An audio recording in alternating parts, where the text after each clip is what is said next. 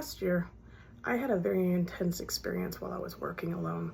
I was in a place with diverse terrain, hills, valleys, rivers, and mountains. They were all a common sight.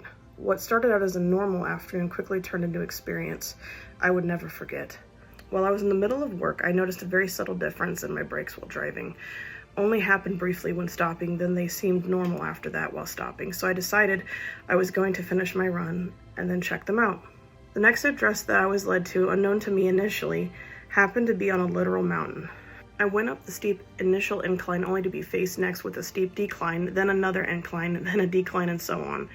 During the first decline, though, is where it hit me. I had made a terrible mistake, and I quickly regretted the decision to continue the run, as it was on that descent that I noticed that the brakes were now going to the floor.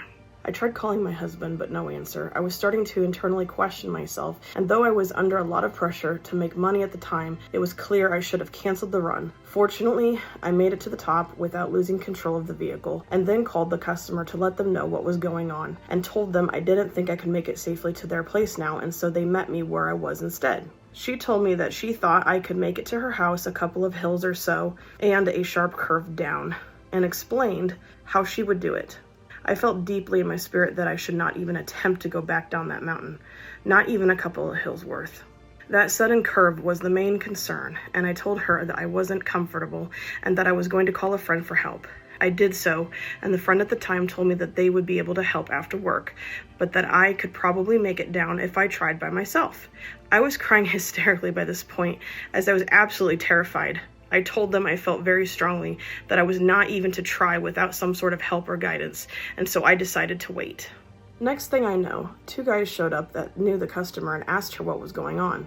She told them, and then they asked if they could check out my vehicle as they had had mechanical experience. I told them yes, then one of them proceeded to tell me that they thought I could probably make it down the mountain if I tried. Once again, I didn't feel right about that advice, so I hesitated.